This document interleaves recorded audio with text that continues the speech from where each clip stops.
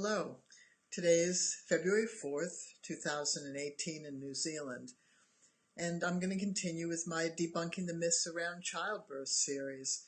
And today the conversation is about debunking the myth about teen moms. I became involved in birth in the early 1970s. I gave birth in 1970 first, and then my last baby was born in 1982. So I'm old enough, definitely old enough, to have seen 3 evidence-based maternity systems and 3 childbirth trends. And part of the childbirth trends is, when do you have babies? When's the right time to have babies? So I knew teen moms. I was not a teen mom. And I've known older first-time moms. And women have waited longer to have their first baby. So what are teen moms? Well, a teen is a person who, in vocabulary and language, is defined as somebody who has the word teen after the date of their birth, right? So from 12 to 13 to 19 is considered to be a teen. We know historically throughout the world that there are some cultures that have child brides and that women are very, very young when they have children. We know that. We also know that many cultures that wasn't true. Women had a lot of time before they were expected to marry and had children quite later in life. But recently there's been this thing about teen moms. Now, interestingly, that this has gone hand in hand with the viewpoints of sexuality and having sex before marriage. I grew up in the United States during the sexual revolution. My parents were born in 1908. They were the first generation born in the U.S. And so they were teens during the Roaring '20s, and they existed during the Great Depression. So there are periods where sexual norms change. I also grew up where the only contraception were condoms and then diaphragms. Abortions were illegal, but women still had them, and many women died from them. I actually marched as a pro-abortion person, the right for women to have reproductive choices. So when women got pregnant, and they got pregnant young, then the fact was that there were social norms at that time that either supported that. For instance, we're in 2018, there was just an election in Alabama recently where one of the candidates was accused of approaching what were called underage women, 14-year-olds, and sexual advances. And one of his supporters said, up until recently, it was legal for women to marry at 16, which is 3 years either side of becoming a teen. And the supporter went on to say how proud any father would be if a 34-year-old lawyer would have cast eyes on his teenage daughter. So that was admirable in one of the states in the United States just a few years ago. So we have a confusion about this thing called teen moms. We also have a belief that children should stay children until they need to be old enough to take responsibility. But Dr. Phil has a great comment. He says, we're not raising children, we're raising adults. They just happen to be in child form.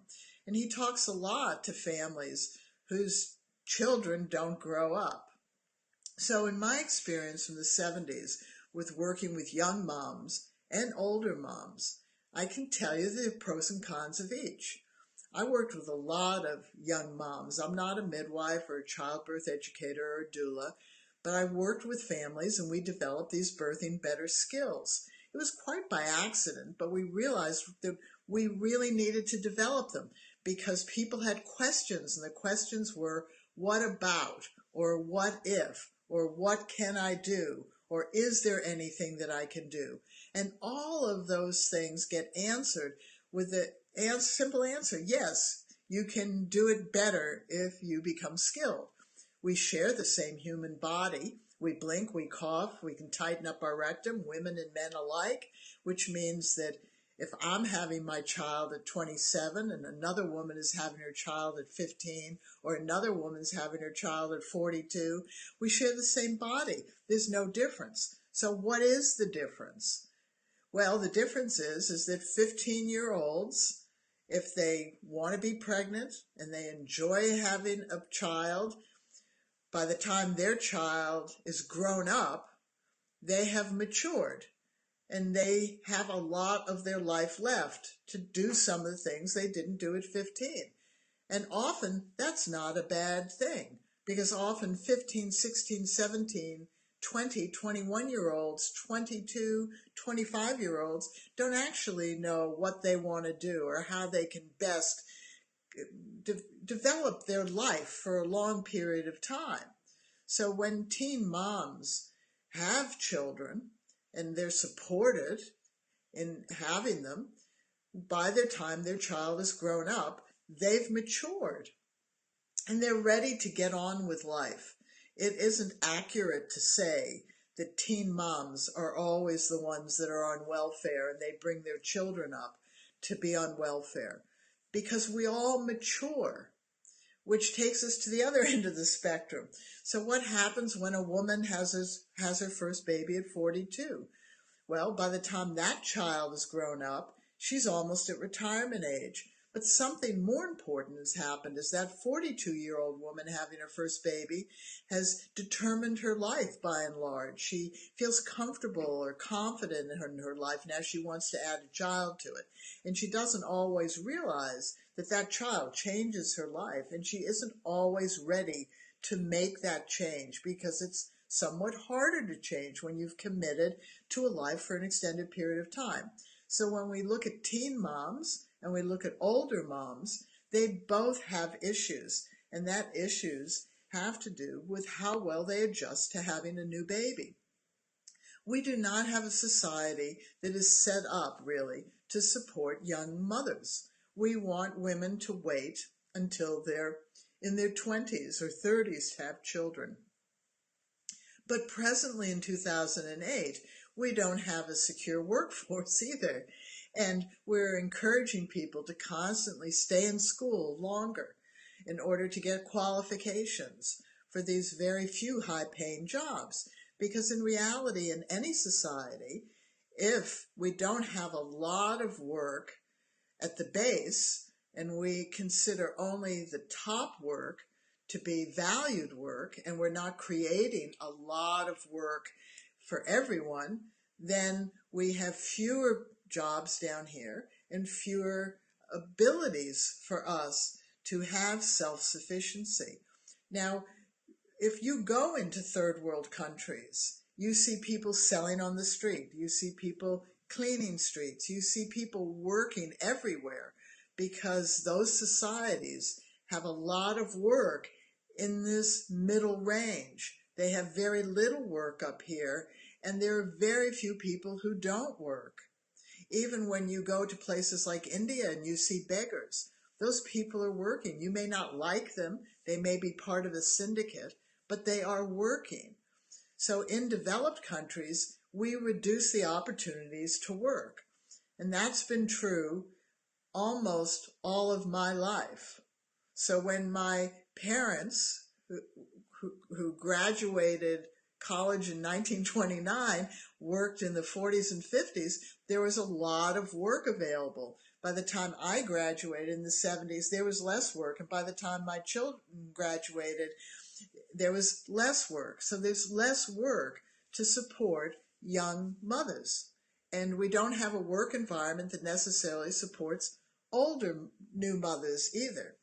So the issue really isn't age. Certainly, the idea that women, when they first get their menstrual period, which has gotten earlier and earlier and earlier, are ready to have babies, we know that's inaccurate. We know that the body has to form at its best. And we know from research in countries where very young women at 13 and 14, 12, 13 and 14 have children, that their bodies aren't developed. We know that this is hard. However, by the time a young woman gets to be 15 or 16, there isn't much difference between her body and a woman who is 17, 18, 19, 20, 21, 22, 23, 24, 25. It's at 25 that the body really begins to develop the older body, which impacts women who are having their first baby at 42. And what's that? Is that our bones settle down more, just as a newborn is born with bones in their head that are quite pliable and still growing.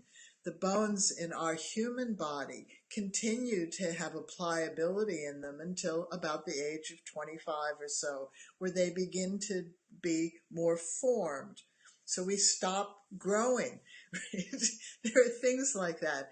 There's some research that says older women can damage down there more, and younger women can damage down there more. But that can be prevented by using one of the Birthing Better skills, which is doing the internal work, because down there is always soft tissue.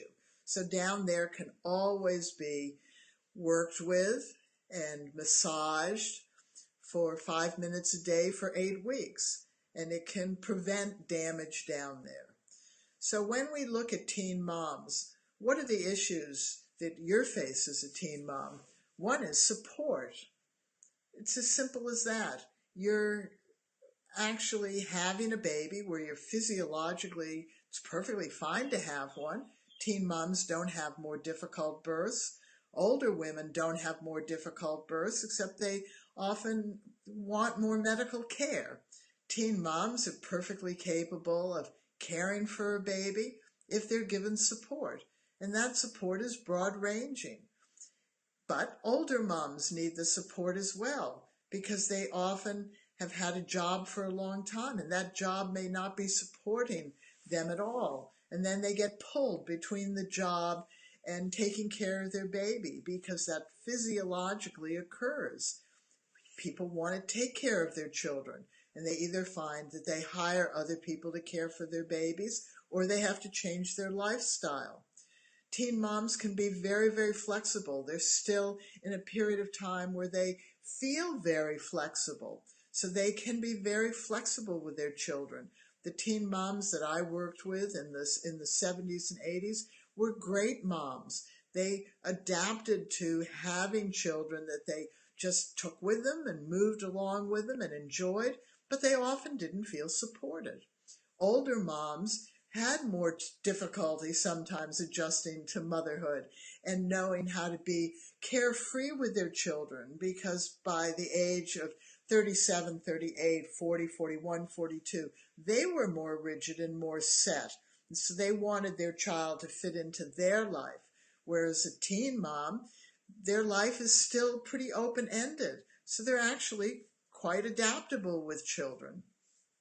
But it is the support, the need for our families to support teen moms, our families to support older moms, and often they don't have the family. Their parents may have passed away or may be too elderly to support them, or they may be having children much later than their contemporaries, so they don't always feel supported.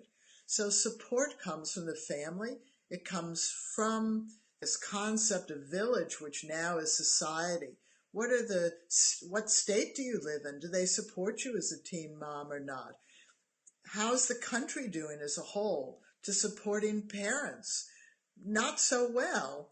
So we have this political debate about whether we should be permitted as women to use contraception or to terminate a pregnancy. And yet we know that there is very, very little support for us as women once we have children, or for fathers as well. So when we look at debunking the myths around childbirth, it's really important to understand that age really doesn't matter. We don't really want women younger than 15 or 16 to have children just because their bodies haven't matured sufficiently enough. And women that get up to the menopause age, their children are more at risk of losing their mom or their dad just due to age, right? So we need to understand that we are putting a lot of myths on childbirth that aren't realistic. And one of them is the myth about teen moms. The ones that I've worked with went on to be great parents, and it was true for teen dads as well. When the families supported these young adults to become parents, they did fine. And that all of them grew up to have jobs or at some point to get an education, because by the time they were 30 or 32 and their children were teenagers, they knew what they wanted to do. They were clear about how they wanted to live the rest of their lives. And I have watched a lot of older moms and older dads really have to make a huge adjustment. So on the both ends of the spectrum, I don't know. That's my talk for the day. So how do you support us? You can give a donation through PayPal at info@birthingbetter.com, even though the word charitable trust, that was our original URL, and PayPal doesn't allow us to change our email. And you can share these videos with people and ask questions. Talk about what are the myths, what are the things that are confusing you about childbirth? How can we address them as a charitable trust that is dedicated to growing skilled birthing mothers and fathers wherever you birth or whoever is with you or however your birth unfolds. We know from 45 years of experience and tens and thousands of families that have used Birthing Better skills that we all birth better when we're skilled, and we all come away from our birth feeling more empowered, and we all adjust to the newborn period if we have developed skills in pregnancy and used them at our birth and feel that we have been really active participants in our baby's birth, whether it's an elective cesarean, a pressured cesarean, home or alone, or in the back seat of the car on the way to the hospital, and everything in between. So come on board, tell people about Birthing Better, and join this absolutely evolution of childbirth, which is for every family to become skilled to birth their babies. And then maybe we won't be having these silly conversations about the myths surrounding childbirth, because teen moms are quite capable of being skilled, and teen dads are as well, as are older mothers and fathers. So when we boil down to it, once you're pregnant, you will give birth one way or another. So it's best to do it with skills. And I love talking to you about these issues. See you later. Bye-bye.